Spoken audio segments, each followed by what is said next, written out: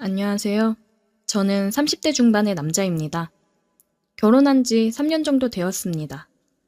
지금 현재 아내와는 2년 정도 연애를 하다가 결혼을 하게 되었습니다. 사실 2년 정도 연애를 하다가 결혼해서 관계를 하니 연애할 때 느낌도 안 나고 부부 관계에 대해 서로 흥미가 떨어진 상태였습니다. 연애할 때는 정말 잘 맞고 좋았는데 결혼하고 나니 이게 또 다르더라고요. 어느 날 갑자기 아내가 할 말이 있다며 퇴근하고 일찍 들어오라고 연락이 왔습니다. 무슨 일 있나? 뭐지? 괜히 느낌이 안 좋아서 마음의 준비를 하고 퇴근하자마자 집으로 들어갔습니다. 아내가 술상을 차려놓고 저를 기다리고 있더라고요. 이건 무슨 상황이지? 생각하고 있는데 아내가 빨리 와서 앉으라며 얘기를 하더라고요. 저는 옷을 갈아입고 아내가 차려놓은 술상 앞에 앉았습니다.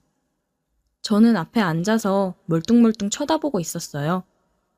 아내도 저를 멀뚱히 쳐다보다가 술을 한 잔 따라주면서 건배하고 한마디 하더라고요.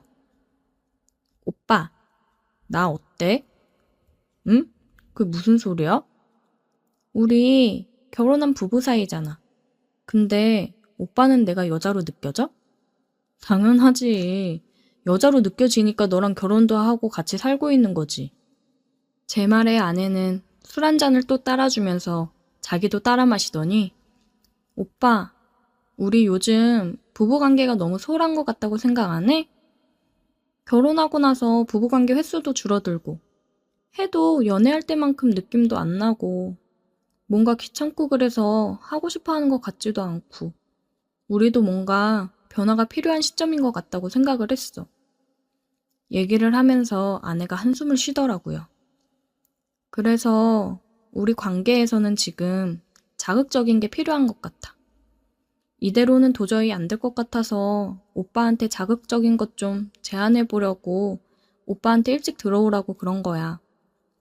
저는 아내의 말을 들으면서 도대체 무슨 소리인가 하면서도 자극적이라는 말에 괜히 솔깃했습니다.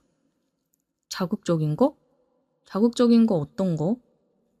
아내는 그렇게 열변을 토하더니 막상 얘기를 하려고 하니 우물쭈물하며 말을 못하더라고요. 한참을 있다가 술 한 잔을 또 쭉 들이키더니 충격적인 말을 했습니다. 오빠, 혹시 그런 거 알아? 서로 파트너 바꿔서 하는 거. 얘기는 들어봤지. 근데 그건 왜? 내가 여기저기 검색하면서 좀 알아봤거든? 그런데 그런 게 되게 많다더라고. 서로 권태기고 사이가 소원해지고 그랬는데 그러고 나서 부부관계가 엄청 좋아졌대. 그러면서 후기를 써놨는데 그거 보면서 너무 흥분이 되는 거야. 저는 너무 당황스러웠어요. 이런 아내가 아니었는데 갑자기 이런 말을 꺼내는 것도 당황스러웠고 그런 걸 하자고 제안하는 게 정말 받아들여지지 않더라고요. 여보, 근데 아무리 그래도 그렇지 어떻게 다른 사람들이랑 같이 그런 걸 해. 나는 다른 사람이랑 한 방에서 한다는 것 자체가 부담도 되는데 거기다 또 바꿔서 하자니 그건 진짜 난 자신 없고 못해. 아니 도대체 왜 그런 생각을 한 거야? 나는 뭐 이런 말까지 하기가 쉬웠을 줄 알아? 오빠 요즘 어땠어? 나 쳐다라도 봤어? 좀 하려고 하면 귀찮다는 핑계로 하지도 않고 그냥 의무적으로 빨리 하고 끝내려고 하잖아. 오빠가 그렇게 하니까 나도 그냥 의미 없이 하게 되고 이러다간 정말 이혼할 것 같으니까 내가 여기저기 찾아보면서 이렇게라도 해볼까 싶어서 얘기하는 거잖아. 우리 부부 관계가 조금이라도 좋아질까 싶어서 그러는 거야. 인터넷 카페에서 찾아보니까 처음에만 서로 좀 부끄럽고 어색하대. 그 다음부터는 괜찮대. 그리고 나서 정말 사이가 더 좋아지고 그랬대. 아내는 벌써 인터넷으로 찾아보고 다 했더라고요. 저는 그런 카페가 존재한다는 게 놀라웠습니다. 저는 너무 당황스러워서 못한다고 얘기를 하고 화장실을 갔습니다. 화장실 갔다가 나오니까 아내가 울고 있더라고요. 아니 여보, 왜 울고 그래? 울지 마. 저는 아내의 어깨를 토닥여주며 말했습니다. 오빠, 나는 우리 부부 관계 조금이라도 회복해 보려고 그런 건데 오빠는 너무 이상한 쪽으로만 생각을 하니까 그게 너무 속상해서 그래. 나는 오빠랑 다시 예전처럼 연애할 때 느낌을 받고 싶어. 지금도 우리 아이 없는데도 이러면 나중에 아이 낳고 나면 그때는 지금보다도 더 우리 관계가 안 좋아질걸? 그럼 우리의 끝은 이혼이야. 오빠는 나랑 헤어지고 싶은 거야? 왜 노력을 할 생각을 안 해주는 거야? 솔직히 저도 연애할 때야 불타오르듯 뜨거웠죠. 근데 결혼하고 나니 심리적으로 문제인 건지 그냥 연애 때랑은 다르더라고요. 그래서 그런지 뭔가 아내와 관계에 있어서도 굳이 해야 되나 싶기도 하고 별로 좋은 걸 느끼지 못했어요. 제가 이러니 아내도 불안하면서도 기분이 좋지는 않았으니 이렇게까지 알아보고 그런 거겠죠. 저는 우는 아내를 보고 미안하기도 해서 알겠다고 해보겠다고 얘기를 했습니다. 솔직히 궁금하기도 했어요. 다른 사람과 하다니 결혼하고 나서 상상도 해볼 수 없었던 일을 아내가 먼저 해보자고 제안을 한 거니 살짝 기대되기도 했습니다. 생각해줘서 고마워, 오빠. 우리 그럼 날 잡아서 가능한지 일정 조율되는 팀이랑 한번 해보자. 아내는 다음날 카페에서 일정을 잡았다고 하더라고요. 이번 주 주말에 보기로 하고 방은 커플끼리 하나씩 따로 잡은 다음에 연락해서 한쪽에서 보기로 했습니다. 저희는 먼저 도착해서 기다리고 있었고 거의 다 왔다며 호수를 알려달라고 해서 알려주고 기다리고 있었습니다. 조금 뒤에 저희 방으로 오더라고요. 저희랑 비슷한 나이대가 보였습니다. 서로 인사를 간단하게 하고 대화를 하면서 긴장감도 풀고 어색함을 풀었습니다. 저희는 처음이라 너무 긴장이 되었고 그쪽은 여러 번 해갔다고 하더라고요. 그래서 리드를 해줬어요. 아내는 이 상황이 뭔가 굉장히 흥분되면서도 설레어하는 게 보였습니다. 그렇게 서로 바꿔 키스를 했어요. 아내가 얘기했던 연애 때의 그 짜릿함, 설레임이 느껴지더라고요. 아, 아내가 원한 게 이런 기분이었구나 느꼈습니다. 그동안 우리가 이런 감정들을 잊고 지냈구나 싶더라고요. 그리고 눈앞에서 너무 좋아하는 아내를 보고 있자니 질투가 나면서도 흥분이 되었습니다. 이래서 이걸 하면 다시 부부 사이가 좋아진다는 거구나 생각했어요. 저희는 그렇게 처음 경험을 끝내고 집으로 돌아왔습니다. 오빠, 오늘 어땠어? 응, 좋았어. 나쁘지 않던데? 그래, 오빠 너무 좋아하는 것 같더라. 너도 엄청 좋아하던데. 일로 와봐. 내가 아까보다 더 좋게 해줄게. 그렇게 저는 질투심에 불타올라 아내를 더 기분 좋게 해주기 위해서 노력했습니다. 아내는 자기 제안을 받아줘서 다시 한번 너무 고맙다고 얘기를 하더라고요. 오빠랑 다시 사이가 좋아진 것 같아서 행복하다고 합니다.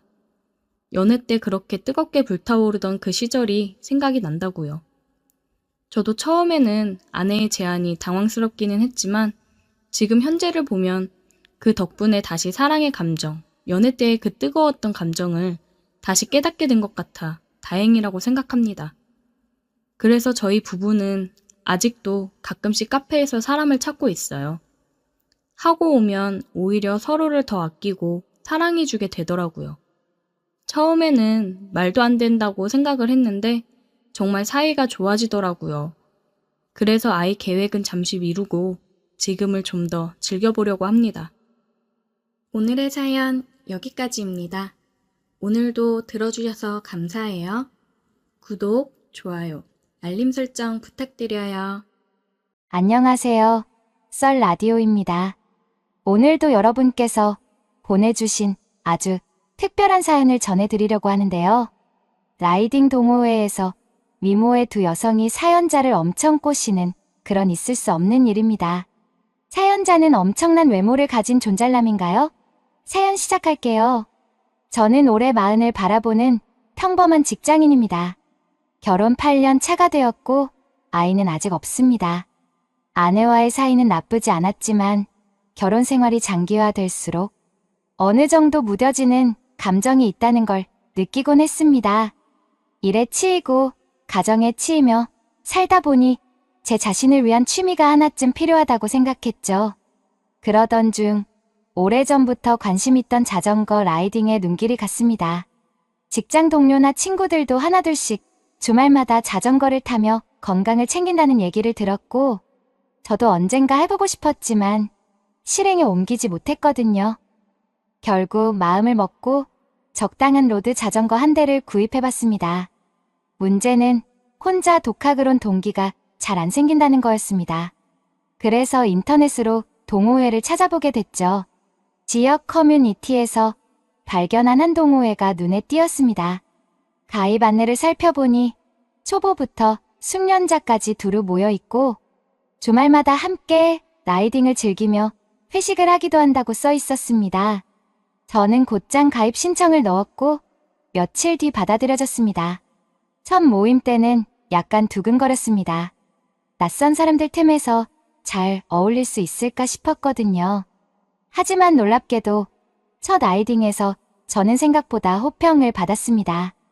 원래부터 운동신경이 괜찮았고 틈틈이 러닝이나 헬스도 다녔던 터라 초보치곤 꽤 잘 탄다는 말을 들었거든요. 오, 처음 나온 분인데 페달이 굉장히 안정적이시네요. 속도도 괜찮고 중간중간 스프린트 할 때 폼이 좋으신데요. 이런 칭찬이 쏟아지다 보니 동호회 사람들과 금세 친해졌습니다. 그 중에서도 특히 저에게 호감 섞인 반응을 보인 건 2명의 여성 회원이었습니다. 한 명은 동호회 닉네임이 새벽이었고 다른 한 명은 수진이었습니다. 새벽은 30대 중반으로 활달한 성격이었고 수진은 20대 후반으로 약간 수줍음이 많지만 금세 다정하게 대해주는 스타일이었죠. 두 사람 다 자전거를 탄 지 몇 달 정도 된 초중급자였는데 제가 보기에 꽤 실력이 좋았습니다. 보통 라이딩 후엔 점심을 먹고 헤어지는 편이라 그날도 다 같이 식사를 하고 돌아갈 참이었습니다. 그런데 새벽과 수진이 그냥 가기 아쉽다며 저에게 초면이지만 좀 더 얘기 나누며 친해지면 어떠냐고 제안했습니다. 다른 회원들은 이미 일정이 있거나 피곤해서 돌아갔는데 저도 특별히 급한 일이 없어서 좋죠라고 응했습니다. 그렇게 우연히 3명이서만 남아 근처 카페에 가게 된 게 시작이었습니다. 그날 카페에서 느꼈던 인상은 새벽은 먼저 다가서서 말도 많이 걸고 오빠, 진짜 초보가 아닌 것 같아요. 같은 칭찬도 거침없이 하는 타입이었고 수지는 조용히 미소를 지으며 간간히 질문을 던지는 식이었죠. 두 사람 다 친절했고 제가 유부남이라는 사실도 어색해하지 않았습니다. 동호회 가입 시 기본 정보에 기혼이라고 적었으니까요. 처음부터 이상한 기류를 느낀 건 아니었습니다. 다만 이 사람들 왜 이렇게 나에게 호의적이지? 정도의 의문이 들긴 했습니다. 결혼한 남성에게도 호감을 표현하는 사람이 있을 수는 있겠지만 보통은 어느 정도 거리를 두지 않나요? 그래도 딱히 거슬리진 않았고 이 동호회 분위기가 좋네 정도로 생각하고 있었습니다. 당시에 저는 이 두 여성이 나를 이성적으로 마음에 들어하고 있다는 걸 상상도 못했으니까요. 그 후로도 라이딩 모임에 몇 번 나갔는데 새벽과 수지는 늘 제게 적극적으로 말을 걸어왔습니다. 오빠, 이번 주말에도 라이딩 나오시죠? 같은 조로 달려요. 다른 분들은 페이스 빠르시니까 우리 넷 정도만 따로 달리는 게 어때요? 이런 식으로 3명이서 서로 붙어 다니는 일이 많아졌습니다. 덕분에 동호회 내에서도 저 3사람이 유난히 잘 어울리네 라는 말이 돌았을 정도였죠. 그 와중에 어느 날 새벽이 이번 주말엔 저희 집에서 와인 파티라도 할까요? 라고 제안했습니다. 원래 집에선 잘 안 모인다고 들었는데 새벽이 직접 내가 요리 좀 하는 편이거든요. 간단히 안주도 만들어 볼게요 라고 하더군요. 수진도 너무 좋다. 저도 도울게요 라며 찬성했습니다. 저는 처음엔 좀 망설였습니다. 아무래도 결혼한 남성이 젊은 여성 회원 2명의 집에 가서 술을 마시는 게 아내 입장에선 불편해 보일 수도 있을 테니까요. 그렇지만 아내에게 동호회 사람들이랑 파티가 있는데 이번엔 특히 새벽이라는 회원 집에서 모인대 정도로 둘러 말하니 아내도 별다른 의심 없이 그래. 너무 늦지 말고 들어와라고 넘어갔습니다. 그렇게 약속된 주말, 저와 새벽, 그리고 수지는 새벽의 원룸 겸 오피스텔에서 만났습니다. 사실 제가 여긴 좀 좁네라고 말할 뻔했는데 꾸며놓은 게 아기자기하고 분위기도 좋아서 불편하지 않았습니다. 새벽이 직접 만든 파스타, 샐러드 같은 요리가 제법 근사했고 수지는 와인을 준비해 왔더군요. 조금 이른 저녁 시간이었지만 셋이서 도란도란 앉아 대화를 나누며 술을 기울이기 시작했습니다. 술이 들어가니 평소보다 더 화기애애한 분위기가 연출됐습니다. 새벽은 오빠는 진짜 결혼 몇 년 차? 라며 다시 묻더니 와, 그럼 나이 차이가 꽤 나네.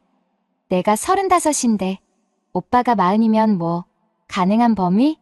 같은 말을 툭 내뱉곤 했습니다. 당황스러워서 에이, 무슨 범위야. 결혼한 사람이야 라며 웃어넘겼지만 왠지 그 말이 묘하게 마음에 남았습니다. 수지는 옆에서 아, 사실 저도 나이 차이 나는 남자분이 편하더라고요 라며 얹었습니다. 그때 저는 속으로 이거 좀 하고 이상한 느낌이 들긴 했습니다. 대놓고 나 기혼자야 라고 강조하고 싶었지만 이미 다 아는 상황이라 굳이 말하진 않았죠. 새벽이나 수진도 제가 유부남이라는 사실을 잘 알면서도 그다지 개의치 않는 듯 보였습니다. 술자리가 무르익고 와인이 한 병 비고 나서부터는 말들이 점점 수위가 올라가기 시작했습니다. 새벽이 우리 동호회 나가기 전에는 어떤 취미 생활했는지 혹은 어느 정도의 연애 경험이 있는지 같은 이야기를 꺼냈고 저도 분위기에 휩쓸려 대답하다 보니 자연스럽게 결혼 전엔 몇 번 연애했다. 뭐 아내와는 어떻게 만났다 같은 개인사를 털어놓았습니다. 수지는 박수를 치며 우와, 로맨틱하다. 저도 그런 만남이 생기면 좋겠어요 라며 감탄했는데 새벽이 옆구리를 쿡 찌르며 에이, 넌 이미 좋은 사람 찾은 거 아니야? 라며 장난스럽게 귀띔했습니다. 그 말에 수진이 얼굴을 붉히며 누나, 뭐 하는 거예요? 하고 웃어넘겼는데 그 장면에서 저는 어라, 이거 무슨 암시인가? 하고 의문이 들었습니다. 하지만 심각하게 생각하기에 술 기운이 너무 좋아서 그냥 적당히 웃고 말았죠. 대화 주제는 점점 더 연애나 성적인 이슈 쪽으로 흘렀고 수진이 요즘 주변에 결혼한 남자가 더 매력적이라는 사람들도 많아요. 같은 말을 하길래 묘하게 가슴이 쿵 울리는 기분이 들었습니다. 결국 그날 술자리는 새벽 11시쯤에야 끝났고 저는 아내가 기다린다며 택시를 잡아타고 귀가했습니다. 귀갓길에서 생각해보니 뭔가 이상하리만치 두 여성이 저에게 적극적인 분위기였다는 걸 다시금 깨닫게 됐습니다. 하지만 설마 그게 호감의 표시라고까지는 확신하지 못했습니다. 그냥 사람들이 다 이런 식으로 친하게 지내나 보다 하고 넘겨짚고 말았던 거죠. 그런데 그 술자리 이후로 상황이 크게 달라졌습니다. 먼저 새벽이 모임 끝나고 일주일 후쯤 저를 개인적으로 불러냈습니다. 오빠, 나 할 말이 있는데 우리 잠깐 차 마실래요? 라는 메시지가 왔고 저는 별 생각 없이 수락했죠. 동네 카페에서 만났더니 새벽이 다짜고짜 제게 호감을 표현했습니다. 오빠, 나 사실 오빠한테 마음이 생긴 것 같아. 처음엔 그냥 동호회 선배로 멋있다고 느꼈는데 같이 술 마시고 얘기하다 보니 더 가까워지고 싶더라. 저는 완전히 당황했습니다. 나 기혼자인 거 알지? 라고 물었더니 새벽은 응, 다 아는데 그래도 내 마음이야. 그리고 꼭 결혼했다고 해도 마음이 아예 다친 건 아니잖아? 라며 대담하게 나오더군요. 저는 안 돼. 그러면 안 되지 않나? 미안하지만 나 안에 있고 그렇게 함부로 못해라고 단호히 거절하려 했습니다. 그랬더니 새벽이 씩 웃으며 내가 오빠한테 책임지라고 강요하는 것도 아니고 그냥 스킨십 하고 싶으면 하는 거고 아니면 말고 하지만 난 쉽게 포기 못해라고 말했습니다. 어찌 보면 뻔뻔하고 또 한편으론 솔직한 태도였죠. 저는 아무 말 못하고 그 자리를 황급히 떴습니다. 그 일을 계기로 동호회 그만둬야 하나? 라는 고민도 했지만 이미 자전거 타는 재미와 인간관계가 생겨서 쉽게 손절하긴 싫었습니다. 그래서 당분간 새벽을 피하자고 마음먹었는데 며칠 뒤에는 수진이 또 저에게 연락을 해왔습니다. 처음엔 오빠, 나 길 좀 물어볼 게 있다며 가벼운 톤이었는데 만나서 차를 마시다 보니 수진도 비슷한 고백을 하는 겁니다. 사실 제가 동호회에서 처음으로 좋아하게 된 사람이 오빠예요. 유부남인 거 알아요.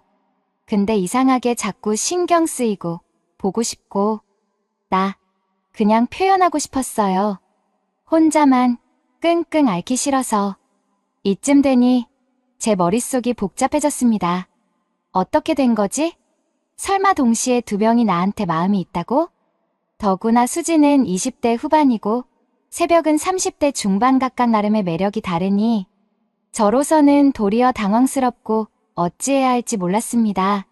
수지는 새벽보다 조금 더 신중한 태도를 보였지만 결론은 오빠가 싫다면 어쩔 수 없지만 내가 아예 포기하지는 않을 거다. 그냥 내 감정이 그렇다라는 말이었습니다. 게다가 오빠가 부담스러우면 나 혼자 끙끙 앓을게.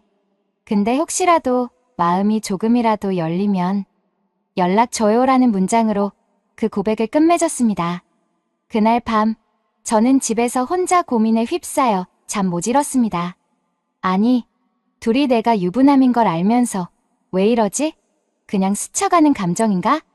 아니면 둘 다 진심인 건가? 설마 둘이 서로가 나에게 호감이 있다는 걸 모르는 건가? 여러 생각이 떠올랐지만 어느 쪽도 명확한 답을 내리기 어려웠습니다. 물론 제 입장에선 결혼 생활을 유지하고 싶고 아내에게 죄를 짓고 싶지도 않습니다. 하지만 나에게 이런 식으로 적극적으로 다가와 주는 여자들이 생겼다는 사실이 묘하게 달콤해 보인 것도 부정할 수 없었습니다. 문제는 그 후 몇 주 동안 제가 새벽과 수진을 번갈아 만나게 되었다는 겁니다.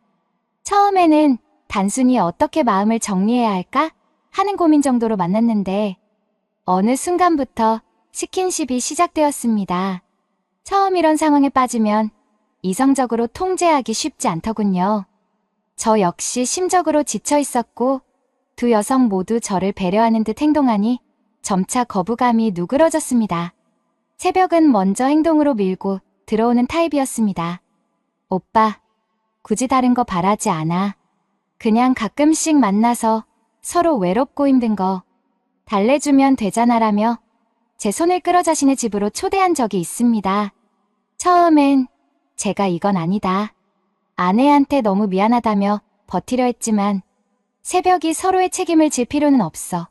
우린 성인이니까라는 설득 혹은 유혹을 해왔고 결국 그날 밤 저는 새벽과 관계를 맺고 말았습니다. 그 사건 후 제 죄책감은 극도로 커졌지만 이상하게도 달콤한 중독 같은 기분도 들었습니다. 새벽은 전혀 집착하지 않았고 저에게 우리 그냥 섹스 파트너로 지내면 어떠냐. 나는 감정에 연연하지 않을 테니라는 파격적인 제안을 했습니다. 저는 알면서도 빠져들었습니다. 한편으론 아내에 대한 미안함이 컸지만 현실적으로 아내와의 관계가 식어 있는 것도 사실이었고 새벽이 주는 새로움에 취해버렸습니다. 그런데 문제는 수진 쪽이었습니다. 수진도 오빠가 싫지 않다면 사실 난 그냥 오빠 옆에 있고 싶다고 하면서 어느 날 갑자기 내 자취방구했는데 집들이 겸 오빠만 초대하고 싶다는 말을 했습니다. 그날 밤 저와 수지는 술을 좀 과하게 마셨고 결국 새벽과의 경우처럼 자연스럽게 스킨십이 진행되었습니다. 수지는 새벽과 달리 감정적인 면이 강해 보였지만 그래도 결국 섹스 파트너가 되려는 듯한 흐름으로 이어진 겁니다. 이렇게 해서 저는 아주 짧은 기간 사이에 두 명의 여성과 각각 잠자리를 갖고 만나는 상황이 되어 버렸습니다. 둘 다 제가 기혼자라는 걸 알지만 각자 나름의 이유로 관계를 유지하고 싶어 했습니다. 새벽은 쿨한 파트너 느낌으로 때때로 내가 필요하면 불러하는 식으로 다가왔고 수지는 애틋한 감정을 숨기지 않으면서 가끔이라도 만나면 좋겠다라고 이야기했습니다. 솔직히 말하면 저도 어느 순간부터 그 금지된 쾌감에 빠져버렸습니다. 이게 도덕적으로 얼마나 잘못된 일인지 알면서도 일상에서 느끼지 못한 새로운 감정과 자극을 얻고 있었다고 해야 할까요? 아내에게는 미안하지만 집에선 별다른 애정 표현 없이 무뚝뚝하게 지내왔는데 밖에선 두 여성으로부터 뜨거운 호감을 동시에 받고 있었으니 그 기분은 이상하리만치 달콤했고 동시에 질척한 죄책감을 동반했습니다. 그러나 이대로 가다가 정말 큰일 나겠다는 생각이 드는 데에는 오래 걸리지 않았습니다. 새벽과 수진, 혹시 서로가 내게 이런 관계를 맺고 있다는 걸 알면 어떻게 될까 하는 공포. 아내가 혹시 눈치채면 결혼은 어떻게 되는 걸까 하는 공포. 이 두 가지가 밤낮으로 머릿속을 떠나지 않았죠. 거기다 동호회라는 공동체 안에 있으니 언젠가 문제 터지면 사람들 입에 오르내릴 수도 있었습니다. 지금 제 상황은 그야말로 양다리도 아닌 삼각관계 같은 형국입니다. 한쪽은 아내, 결혼 8년 차로 정과 신뢰로 이어진 안정적인 관계지만 요즘 대화가 적고 생활이 무미건조해졌습니다. 다른 한쪽은 새벽, 쿨하게 몸만 나누는 관계를 원하고 제가 복잡한 책임을 지지 않아도 된다고 합니다. 또 다른 쪽은 수진, 저를 향해 마음을 담은 눈빛을 보내고 때때로 오빠가 나 좀 더 좋아해주면 안 돼요? 라는 여린 바람을 전합니다. 어떤 분들은 아니, 유부남이 무슨 짓이야? 당장 정리해 라고 하실 테고 어떤 분들은 그래도 새로운 자극이 필요할 수 있지 않나? 라고 하실 수도 있겠죠? 제 스스로도 이게 얼마나 위험하고 부도덕한 일인지 압니다. 그래서 점점 두려워지고 있어요. 특히나 수진이 감정이 커 보이는 게 걱정됩니다. 새벽이야 상대적으로 태도가 쿨하지만 수지는 가볍게 몸만 나누는 관계로 끝나지 않을 가능성이 크니까요. 더 큰 문제는 두 사람 모두 제가 유부남인 걸 전혀 개의치 않는다는 점입니다. 오히려 자신들이 결혼을 바라거나 저와 진지한 장래를 꿈꾸는 것도 아니니 부담 가지지 말라는 식이거든요. 하지만 그런 편한 말이 더욱 저를 멘붕에 빠뜨립니다. 아내를 두고 이중생활을 한다는 건 제 양심에 너무 큰 죄책감을 안깁니다. 동호회에 계속 나가야 하나도 고민입니다. 만약 그만두면 자전거 타는 재미는 어떻게 하나? 게다가 새벽이나 수진 중 누군가가 오히려 더 찾아오면 어떡하지? 아내에게 사실대로 말해야 할까? 그건 너무 끔찍한 후폭풍이 예상됩니다. 지금으로선 당장 둘 중 하나만 선택할 수도 없는 이상한 상황입니다. 한편으로 새벽과 수진 두 사람 모두 자기들끼리는 서로 이야기를 잘 안 한다고 들었습니다. 다행히 그 덕에 둘 다 제가 다른 한쪽과도 관계를 유지한다는 사실을 모르는 것 같습니다. 하지만 이런 관계가 언제까지 비밀로 유지될 수 있을까요? 언젠간 들통날 가능성이 높고 그 시점에 엄청난 폭탄이 터질 게 뻔히 보입니다. 솔직히 말해서 마음 한편은 이 관계가 계속됐으면 좋겠다는 욕심도 있습니다. 아내와의 일상은 너무 건조하고 새벽의 자유분방한 스킨십과 수진의 다정한 애정 표현이 주는 만족감은 쉽게 놓기 힘듭니다. 그러나 이 모든 건 제 어리석은 욕망일 뿐이고 결국 아무도 행복해지지 못할 거라는 예감이 듭니다. 어떻게 해야 할까요? 동호회에서 만난 2명의 여성, 그리고 1명의 유부남인 나. 지금은 단지 섹스 파트너로 지내자고 각자와 합의했다고 하지만 그 끝이 어떨지는 아무도 모릅니다. 저 역시 이대로 가면 아내에게 씻을 수 없는 상처를 주게 될 테고 언젠가 제 모든 걸 잃게 될 수도 있습니다. 머릿속이 복잡하고 답을 찾기가 너무 어렵습니다. 혹시나 이 사연을 들으시는 분들이 계신다면 제 상황에서 어떻게 결단을 내려야 할지 조언을 주시면 감사하겠습니다. 이제 곧 동호회 정기 라이딩이 또 있을 텐데 나갈지 말지조차 고민이네요. 결혼 생활, 인간관계, 도덕성과 욕망이 얽힌 이 지점을 어떻게 헤쳐나가야 할지 정말 막막합니다.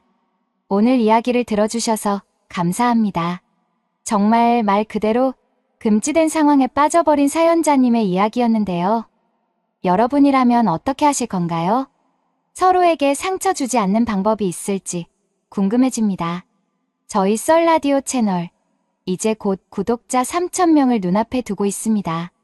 아직 구독 안 하신 분들이 계시다면 이 기회에 구독 버튼 한번 눌러주시면 정말 힘이 됩니다. 앞으로도 다양한 사연과 함께 찾아올 테니 많은 관심 부탁드려요. 그럼 오늘도 함께 해주셔서 감사합니다. 들꽃 야담을 찾아주신 여러분 안녕하세요. 구독, 좋아요 꼭 눌러주실 거지요? 이야기 시작합니다. 한양에 이름난 재상 가문의 셋째 아들 종석 도령은 18세가 되자 형들과는 다른 길을 걷기로 마음먹었습니다. 그의 큰형과 둘째 형은 이미 장원급제하여 아버지의 뜻을 따라 벼슬길에 올랐지만 종석의 마음은 다른 곳에 있었습니다. 학문에 뛰어난 재주가 있었으나 세상의 이치를 직접 경험하고 사람들의 삶을 두루 살펴보아야겠다는 생각이 들었지요.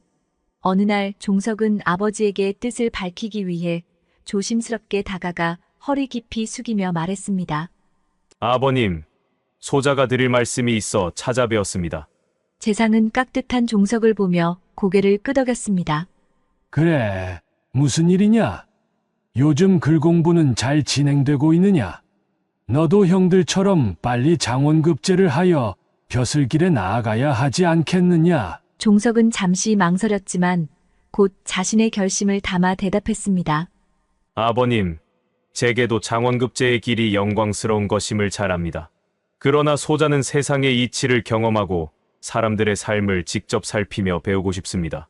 재상은 종석의 뜬금없는 말에 놀라며 이해할 수 없는 듯 물었습니다. 무슨 말이냐? 내 형들은 이미 장원급제를 하여 벼슬길에 올라 집안의 명예를 빛내고 있다. 너 또한 형들의 뒤를 이어 과거를 보고 벼슬길에 오를 것이라 믿었건만 무슨 말을 하는지 도통 모르겠구나. 종석은 결연한 얼굴로 아버지의 눈을 똑바로 바라보았습니다. 소자는 아직 세상을 제대로 알지 못한 채 글만 배웠습니다. 세상 사람들의 고단한 삶을 이해하고 싶습니다. 나라를 두루 돌아다니며 진정한 가르침과 깨달음을 얻고 싶습니다. 깨달음과 가르침은 익히 글로 배우지 않았느냐? 이제 정치를 하며 그 재주를 펼쳐야지 무슨 세상을 돌아보겠다는 말이냐? 아버님, 소자는 책 속의 이론과 글귀가 아닌 백성들의 삶 속에서 얻는 진짜 지혜가 무엇인지 알고 싶었습니다. 그들이 논과 밭을 일구고 하루하루를 사는 이들의 얼굴 속에서 세상의 이치를 배우고 고단한 삶의 무게를 이해하는 사람이 되고자 합니다. 그것이야말로 소자에게 필요한 진정한 가르침이자 가슴 속 깊이 품은 갈망을 해결할 것 같습니다. 재상은 깊은 한숨을 쉬며 눈을 감았습니다. 아들의 결심을 받아들이기 어려웠지만 종석의 결의가 그저 일시적인 반항심이 아닌 진지한 신념임을 느꼈습니다. 내가 세상 속에서 얻고자 하는 것이 있다면 그 길을 허락하마. 그러나 반드시 언제까지 돌아오겠다는 약속을 하고 떠나거라. 종석은 고개를 숙이며 깊이 감사했습니다. 아버님, 소자 1년 동안 세상을 돌아보고 반드시 다시 돌아와 과거에 임하겠습니다. 그럼 하인 태봉이를 데리고 가거라. 아닙니다. 아버님, 소자 혼자 자유롭게 다니고 싶습니다. 알겠다. 내 뜻이 그러하니 조심히 다녀오거라. 재상은 종석의 결심을 존중하며 그의 길을 허락하였습니다. 종석은 아버지의 허락을 받고 방랑을 떠날 준비를 하며 설렘과 긴장으로 가득 찼습니다. 그리하여 종석은 한양을 떠나 해가 뉘엿뉘엿 질 때 경기도의 한 고을에 도착했습니다. 한적한 동산에 앉아 잠시 쉬며 강가를 바라보고 있던 중 강물 속으로 조용히 걸어 들어가는 여인을 발견하게 되었습니다. 놀란 종석은 곧장 달려가 강물 속 여인을 붙잡고 간신히 강가로 끌어냈습니다. 이보시오, 왜 이러시오? 잠시 멈추시오. 여인은 눈물을 흘리며 발버둥 쳤습니다. 니신데 나를 살리는 것이요? 저는 이미 죽기를 각오한 몸이니 선비님은 가던 길을 가시지요. 그러나 종석은 단호하게 말했습니다. 무슨 이유로 이러는지 알 수 없으나 우선 진정하고 나와 이야기를 해봅시다. 종석은 여인을 진정시켜 강가에 앉혀놓고 조심스레 사연을 들어보자고 권했습니다. 여인은 실컷 울고 나서야 자신의 이야기를 털어놓았습니다. 제 이름은 연실이에요. 아버지와 함께 작게나마 장사를 하며 살아가고 있었어요. 그런데 아버지께서 연로하셔서 힘든 일은 도저히 감당하기 어려워지셨죠. 그래서 마을 청년 대식을 데려와 품삯을 주며 일을 시키게 되었어요. 연실의 말은 계속 이어졌습니다. 대식은 키가 크고 힘도 세서 일을 능숙하게 잘 해냈고 아버지도 그에게 큰 믿음을 갖게 되었지요. 어느 날 아버지께서 말씀하셨죠. 대식아, 내가 우리 집에서 3년 동안 품삯 없이 일해주면 연실이와 혼인을 시켜주고 이 가게를 물려줄 터이니 그러하겠느냐? 대식은 일찍 부모님을 여의고 혼자서 남의 집 품팔이로 근근히 살아가고 있는 처지라 그 제의를 마다할 이유가 없었지요. 더구나 마음속으로 연실을 좋아하고 있던 터라 이게 웬 떡이냐 덥석 물었겠지요. 네, 날이 그렇게 해주신다면 소인놈 이 한 몸 다 바쳐 열심히 일하여 상단을 꾸려놓겠습니다. 대식은 기쁜 마음으로 그 약속을 받아들였고 연실도 아버지의 뜻에 따르기로 했어요. 그 후 연실과 대식은 서로를 더욱 아끼며 열심히 일을 했고 그 결과 작은 장사였던 가게를 큰 상단으로 키우며 함께 미래를 꿈꾸게 되었답니다. 그러던 어느 날 밤 창고 정리를 하던 연실과 대식 두 사람은 눈이 맞았지요. 연실아, 우리 어차피 3년 후에는 혼인할 건데 서로 뜨거운 마음을 숨길 필요가 없을 것 같은데 너는 어떻게 생각해? 나도 그렇게 생각해, 대식아. 그런데 여기서 얻으면 어때? 우리 뜨거운 마음을 주고받는데. 아니, 그래도 깨끗이 씻고 두 사람의 합은 장사뿐만 아니라 밤의 합도 아주 찰떡궁합이었지요. 그리하여 3년이 흐르는 동안 연실이와 대식은 서로의 마음을 점점 더 깊이 나누며 열심히 장사를 이어갔습니다. 두 사람은 누구보다 부지런히 아침 일찍부터 밤늦게까지 일했고 대식은 힘만 센 청년이 아니라 장사를 잘 아는 지혜로운 사람이기도 했습니다. 그의 지혜로운 몇 가지 기발한 방법 덕분에 그들의 작은 장사는 빠르게 성장해 큰 상단을 이루게 되었습니다. 어느 날 대식은 연실에게 흥미로운 제안을 했습니다. 연실아, 이번 장에는 똑같은 물건을 가지고 나가서 파는 게 아니라 다른 고을에서 인기 있는 물건들을 가져와 파는 게 어떻겠니? 사람들이 보통 보지 못한 물건이라면 값이 더 나가리라 생각하거든. 그래, 그거 참 좋은 생각이다, 대식아. 연실은 그의 의견에 동의했습니다. 그래서 두 사람은 먼 고을로 여행을 떠나 사람들이 필요로 하는 독특한 물건들을 찾아왔습니다. 대식이 가져온 물건들은 새로운 고을에서 큰 인기를 끌었고 기존보다 훨씬 더 높은 가격에 팔려 장사에 큰 성공을 거두었습니다. 그리고 대장간이나 솜씨 있는 여인들이 직접 만든 귀한 물건을 주문해 값어치 있게 팔다 보니 연실인의 상단은 고급지고 품격 있는 상단이라 소문이 났지요. 연실아, 이런 귀한 물건들을 양반집 마님들께 직접 집으로 찾아가 물건을 보여주면 장터에서 파는 것보다 훨씬 값어치 있게 비싼 가격으로 팔 수 있을 것 같아. 이 방식 또한 큰 성과를 거두었고 사람들은 대식의 상단을 더 신뢰하게 되었습니다. 세월이 흐르며 그들의 장사는 이제 많은 상인들이 기꺼이 물건을 맡기고 팔러 오는 큰 상단으로 성장했습니다. 사람들은 이들을 찾아와 물건을 맡기며 함께 장사를 이어갔고 연실과 대식은 서로에게 더욱 든든한 동반자가 되어가고 있었습니다. 상단이 크게 번창하자 연실의 아버지는 슬슬 욕심이 생기기 시작했습니다. 어느 날 아버지는 한양의 부유한 양반집에서 연실을 첩으로 들이겠다는 제안을 받고 상단을 통해 얻은 돈을 양반 가문과의 결혼으로 더 크게 불릴 계책을 세우기 시작했습니다. 연실은 아버지를 찾아온 손님과 대화에서 이 사실을 듣고 경악했어요.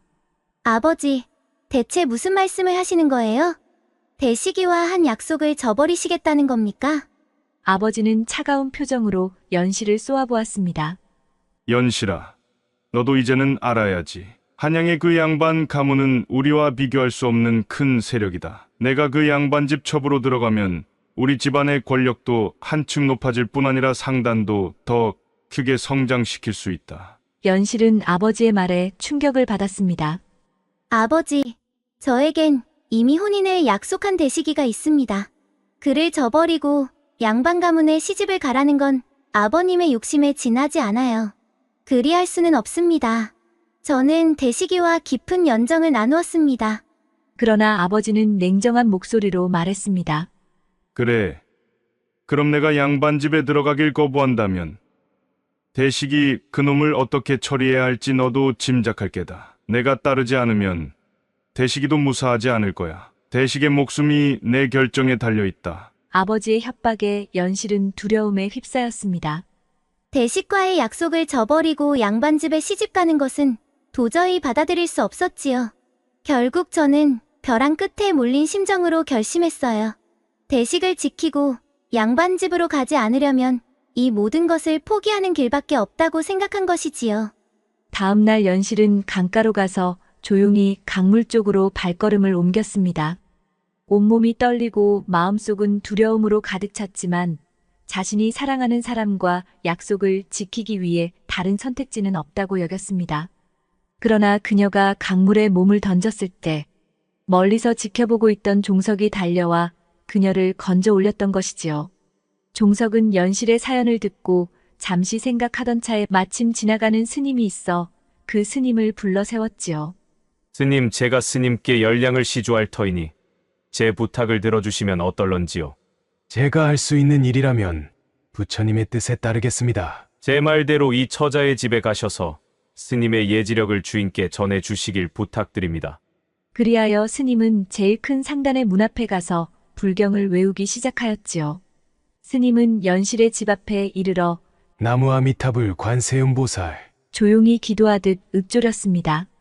마침 밖에서 볼일을 보고 돌아오던 연실 아버지는 스님의 불경 소리가 들리자 두 손을 모아 합장한 뒤인 대식을 불러 말했습니다. 대식아, 스님께 시주를 해드려라. 대식이 쌀 한 대박을 스님께 건네자 스님은 조용히 쌀을 받아들며 말했습니다. 허허, 이 집의 기운이 심상치가 않군요. 그 말을 들은 연실 아버지는 방으로 들어가려던 발걸음을 멈추고 스님을 돌아보며 물었습니다. 스님, 무슨 기운을 느끼셨단 말씀이십니까? 연실 아버지는 궁금한 마음에 스님을 방으로 안내했습니다. 연실의 아버지가 상 앞에 앉자 스님은 방 안을 둘러보며 신중하게 입을 열었습니다. 이 집의 기운이 예사 다른 터와는 아주 다른 기운을 갖고 있습니다. 스님의 말에 연실의 아버지는 긴장하며 귀를 기울였습니다. 어찌 이런 좋은 터에 상단을 꾸리게 되셨는지요? 이 터는 집보다는 물건이 드나들기에 아주 활발한 기운을 가졌지요. 아마도 처음에는 작은 규모로 시작해 불과 3년 안에 이렇게 번창하셨을 듯합니다. 연실의 아버지는 속으로 깜짝 놀라며 스님의 말을 숨죽여 기다렸습니다.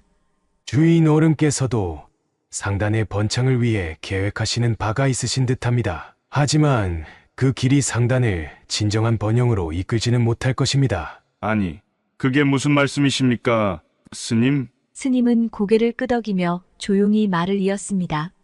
이 터가 물건을 활발히 드나드는 기운이 강하지만 더 중요한 건 그 일을 진행하는 사람의 기운입니다.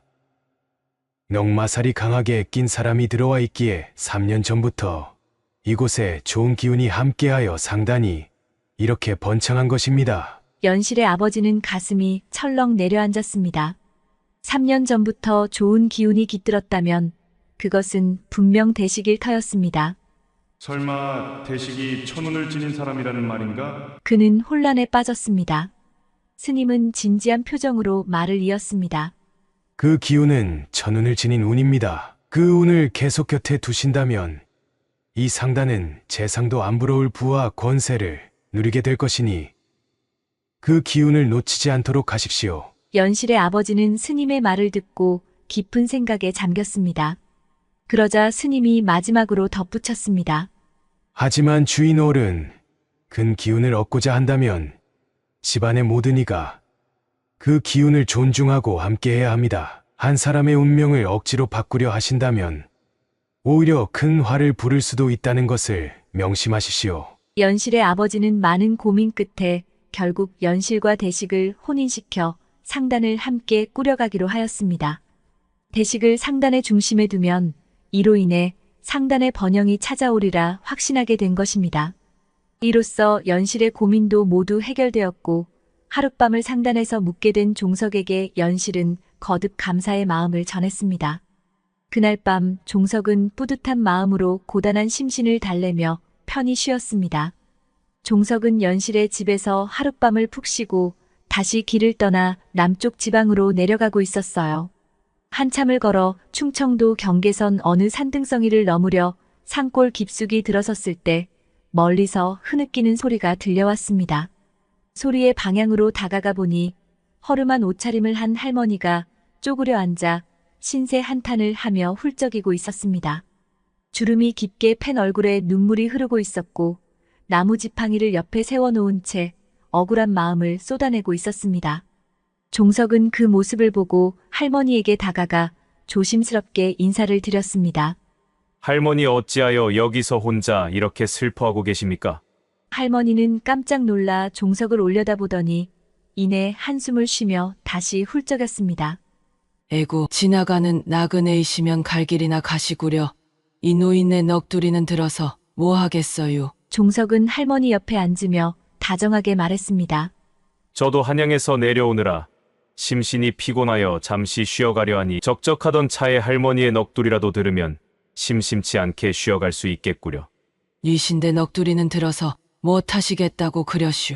말해봐야 집안 망신인디. 하면서 할머니는 옆에 앉은 종석을 힐끔 쳐다보더니 곱상하게 생긴 양반집 도련님 같은데 이런 노인네 넋두리를 들으려 하신다니 소문날 일은 없을 것 같으니 내 말해볼게요. 할머니는 잠시 머뭇거리다가 종석의 따뜻한 마음을 느꼈는지 자신의 사연을 천천히 이야기하기 시작했습니다. 30에 남편 잃고 혼자 아들 하나 키우며 겨우겨우 살아왔시오. 가진 거라곤 밭대기 조금뿐이어서 그거론 먹고 살기 힘들어 소작이라도 하고 싶었는디 여자가 혼자 몸이라고 어디 소작을 주나뮤. 그래서 여기저기 품팔이 하면서 겨우겨우 끼니 이어가며 아들 하나 장가까지 보냈지요. 처음엔 셋이서 일하니 그럭저럭 먹고 사는데 큰 걱정은 없었지요. 근데 나도 나이 먹으니 이제는 일할 힘이 없어지고 손주들까지 태어나니 아들이랑 며느리가 벌어도 겨우 입에 풀칠만 하게 됐지요. 그러다 보니 며느리가 나를 쓸모없는 사람이라 여기고 아들이 없을 땐 구박을 그렇게 하더라고요. 사는 게 죽는 것보다 못한 것 같아요. 차라리 산속에 나와 들짐승 밥이라도 되는 게 나을 것 같아서 이렇게 나왔슈. 종석은 할머니의 얘기를 들으며 깊은 안타까움에 젖었습니다. 자식을 위해 평생을 바친 할머니가 이제 와서 외면당하고 홀로 쫓겨난 상황이 마음에 걸렸습니다. 할머니는 흐르는 눈물을 닦으며 신세 한탄을 했습니다. 늙으면 얼른 죽어야 해요. 근데 죽는 게 어디 마음대로 돼간디요. 쓸모없는 늙은이 되기 전에 그냥 남편 따라갔으면 얘 신세가 이렇게 처량하진 않았을 텐디 오래 살아서 자식들 밥이나 축내는 쓸모없는 늙은이가 되었지 뭐요. 종석은 할머니의 어깨를 다독이며 다정하게 말했습니다. 걱정하지 마시오. 제가 편안하게 사실 수 있도록 돕겠습니다. 종석은 한참을 생각에 잠기더니 할머니 집을 물어보았습니다. 그리고 할머니에게 며느리가 찾으러 올 때까지 여기 꼼짝 말고 있으라는 당부를 남겨놓고 산을 내려갔지요. 그리고 할머니가 가르쳐준 허름한 초가집에 도착하였지요. 계십니까? 혹시 이 근처에 박 한 잔 앉아 쓰시는 할머님 댁이 있습니까? 빨래를 널던 며느리는 의아한 눈초리로 종석을 바라보았지요. 누구신디 갓난할머니를 찾으신대요? 저는 한양에서 박갓난 할머님께 볼 일이 있어 이렇게 찾아 나섰답니다. 혹시 박갓난 할머님을 아십니까? 며느리는 곤란하였지요. 시어머니를 쫓아내어 이틀째 집에 안 들어오고 있는데 사실대로 말할 수도 없고 젊은 사람이 왜 시어머니를 찾는지는 궁금하고 도대체 아무리 머리를 굴려도 좋은 생각이 안 났지요. 며느리는 종석의 질문에 당황하며 속으로 여러 생각을 굴렸습니다. 쫓아낸 시어머니가 이틀째 돌아오지 않았는데 젊은 청년이 그 시어머니를 찾으러 왔으니 어떻게 대답해야 할지 고민이 되었습니다. 하지만 궁금증을 참을 수 없었던 며느리는 시치미를 떼며 물었습니다. 젊은 양반이 대체 우리 시어머니를 어째 찾아오셨대요? 무슨 사연이라도 있는 건지요? 종석은 며느리의 의도를 간파한 듯이 눈빛을 가라앉히고 대답했습니다. 제가 제대로 갓난 할머님 댁에 찾아왔군요. 할머니는 어디 계십니까? 종석은 며느리의 반응을 살피며 차분한 목소리로 말을 이었습니다. 사실 몇 년 전 아버님께서 이곳에 사냥을 오셨다가 말에서 떨어져 크게 다치신 적이 있었습니다. 그때 갓난 할머님께서 산나무를 캐시다 아버님을 발견해 주셔서 목숨을 구할 수 있었다고 하십니다. 당시엔 경황이 없어 제대로 감사의 뜻을 전하지 못하고 한양으로 돌아갔지만 아버님께서는 그 은혜를 늘 마음에 품고 계셨지요. 그래서 이제라도 늦지 않게 그 은혜를 갚고자 저를 대신 보내신 것입니다.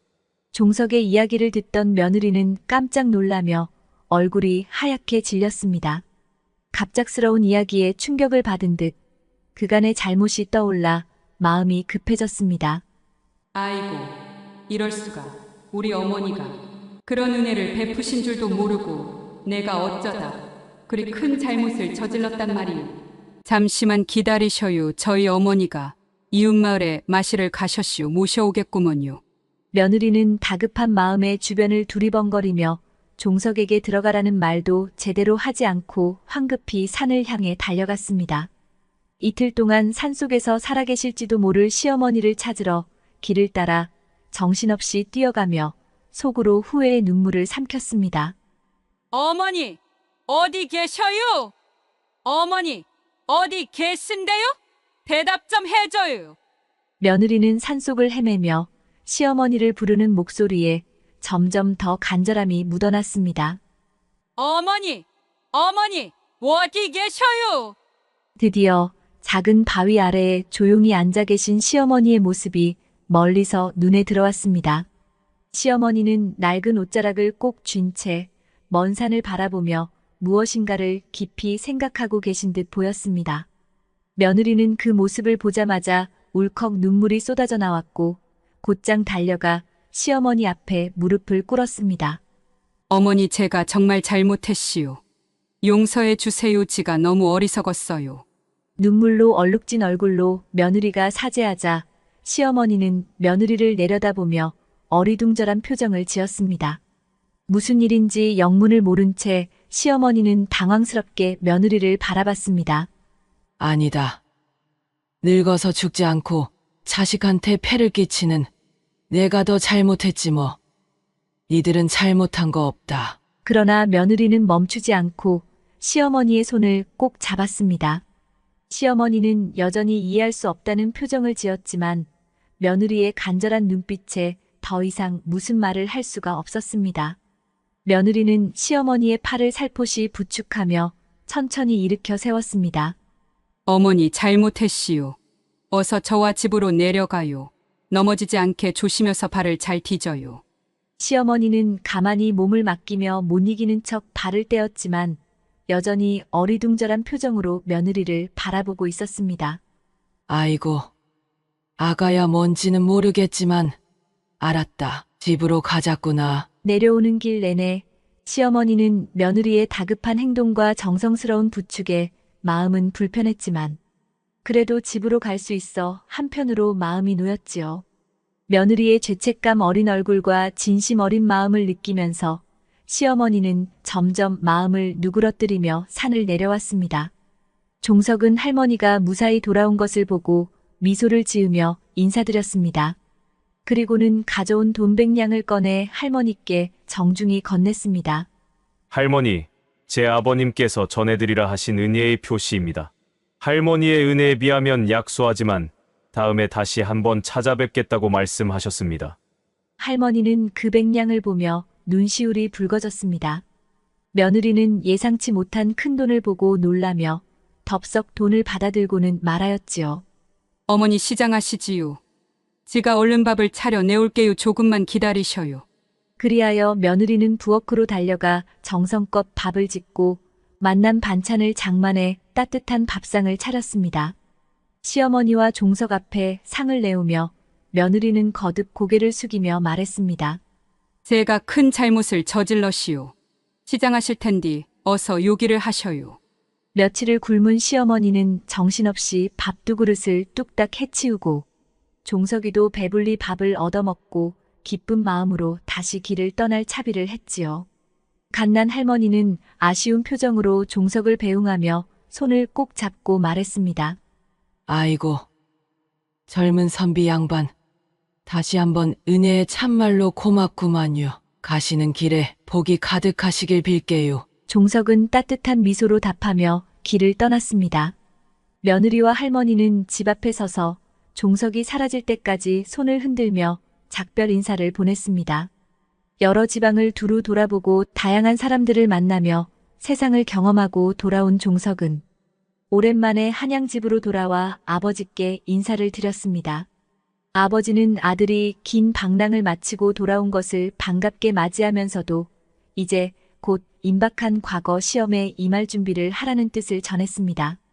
종석은 세상 경험을 통해 얻은 것들을 마음에 새기며 과거 시험장에 들어섰습니다. 마침 이번 과거 시험의 시제는 지연경행이었습니다. 종석은 시제를 보는 순간 자신이 지나온 여정과 경험들이 떠올라 마음이 벅차올랐습니다. 말로만 배운 지혜가 아닌 몸소 경험하며 얻은 참된 지혜를 시험 과제로 삼고자 한 것입니다. 종석은 붓을 들어 경험을 바탕으로 글을 풀어가기 시작했습니다. 그는 도중에 만난 갓난 할머니의 사연과 그녀의 아픔을 보듬고 함께 고민한 이야기, 상단을 키우며 서로 의지하고 사랑하던 연실과 대식의 사연을 통해 깨달은 삶의 진리 그리고 자신의 꾀로 사람들을 도우며 몸소 체득한 세상의 이치를 차분히 글로 풀어냈습니다. 종석은 글 속에서 세상 경험이 단순한 여행이 아니라 사람들을 이해하고 어울리며 더 나은 삶을 추구하는데 얼마나 중요한 밑거름이 되는지를 강조했습니다. 그는 책만으로 배울 수 없는 사람들의 삶 속에서 배우는 지혜야말로 진정한 통치를 위한 기반이라고 적었습니다. 시험이 끝난 후 결과 발표가 있었습니다. 종석의 글은 심사관들의 눈에 단연 돋보였고 경험을 통한 생생한 지혜가 담긴 그의 답안은 단순히 글로 배운 지식을 나열한 다른 응시자들의 답안과는 차원이 달랐습니다. 종석은 결국 당당히 장원급제를 하게 되었고 경험에서 비롯된 진정한 지혜를 통해 세상을 다스릴 인재로 인정받았습니다. 아버지는 기쁨 속에 종석을 맞이하며 말했습니다. 역시 내가 다녀온 길은 헛된 여정이 아니었구나. 이젠 과거를 통해 얻은 그 지혜로 백성을 다스리며 더 큰 인재로 성장하기 바란다. 종석은 아버지께 깊이 감사드리며 이제 진정한 관료로서 백성들에게 필요한 지혜를 실천하며 살 것을 다짐했습니다. 과거 시험이 끝나고 장원급제를 한 종석의 답안은 임금의 손에 전달되었습니다. 임금은 종석이 쓴 글을 읽어내려가며 그 깊이 있는 지혜와 생생한 표현에 감탄을 금치 못했습니다. 임금은 신하들에게 말했습니다. 어찌 이런 답안이 있을 수 있단 말인가? 지식과 이론만으로는 느낄 수 없는 생동감이 가득하구나. 당장 이 종석이라는 선비를 대령하도록 하라. 종석이 대궐로 나아가자 임금은 그를 직접 마주보며 물었습니다. 자네 답안은 마치 세상의 모든 이치를 몸소 겪고 깨달은 자의 글이로다. 어찌 이리도 생생한 답안을 쓸 수 있었는지 내게 말해보거라. 종석은 공손히 고개를 숙이며 대답했습니다. 전하, 소자는 글만으로 세상을 다 알 수 없다는 생각에 세상의 이치를 몸소 체험하기 위해 방랑의 길을 떠났었습니다. 그 길에서 여러 사람들을 만나 그들의 고단한 삶을 보고 들으며 비로소 진정한 지혜가 무엇인지 깨달을 수 있었습니다. 그 경험을 바탕으로 이번 시험의 시제를 풀어 글로 담았습니다. 임금은 종석의 이야기를 듣고 더욱 감탄했습니다. 오, 과연 그랬구나. 내가 몸소 겪고 배운 지혜이니라 더욱 진실되고 깊은 울림이 있었던 것이었구나. 그대가 이리도 어질고 지혜로운 사내로 성장하게 키워낸 재상, 대감 또한 정말로 훌륭한 분이시구나. 그 자리에서 임금은 종석의 아버지, 재상에게까지 칭찬의 말을 전했습니다. 재상 대감, 그대의 아들이 이렇게 훌륭한 인품과 지혜를 겸비한 것을 보니 그대가 어떻게 가르쳤는지 짐작이 되는구려. 과연 훌륭한 인재로 키워내었소. 재상은 임금의 칭찬을 받고 겸손하게 인사하며 대답했습니다. 전하, 과분한 말씀이옵니다. 모든 것은 이 아이가 스스로 배우고 체득한 것입니다. 그저 격려와 마음을 다해 지켜봐 준 것뿐이옵니다. 임금은 만족스러운 눈빛으로 종석을 바라보며 명하였습니다. 이제부터 그대가 경험을 통해 배운 지혜와 이치로 나라와 백성을 위한 훌륭한 벼슬을 하여라. 나라의 큰 기둥이 될 것이니 기대가 크구나. 전하, 성은이 망극하옵니다. 종석은 임금의 말씀을 받들며 머리를 깊이 숙여 감사의 뜻을 표했습니다. 그는 아버지의 자랑이자 나라의 믿음직한 신하로서 이제 자신이 배운 지혜를 세상에 펼쳐나가겠다는 결의를 다졌습니다. 이 이야기는 진정한 지혜는 책 속에서만 얻어지는 것이 아니라 세상 속에서 사람들과 부대끼고 직접 경험하며 배우는 것이라는 점입니다. 종석은 글로만 배운 지식에 머무르지 않고 직접 세상을 보고 듣고 느끼며 삶의 이치를 깨달았습니다. 그의 이런 실천적 배움은 훌륭한 인품과 깊이 있는 지혜로 이어져 나라와 백성을 위한 큰 인재로서의 길을 열어주었습니다. 요즘을 살아가는 청소년들에게 전하고 싶은 이야기입니다. 어쩌면 청소년을 키우는 부모님께 전하고 싶은 이야기일 수도 있겠지요. 들꽃 야담을 시청해주시는 여러분, 오늘 하루도 행복하시고 늘 건강 챙기시기 바랍니다. 감사합니다.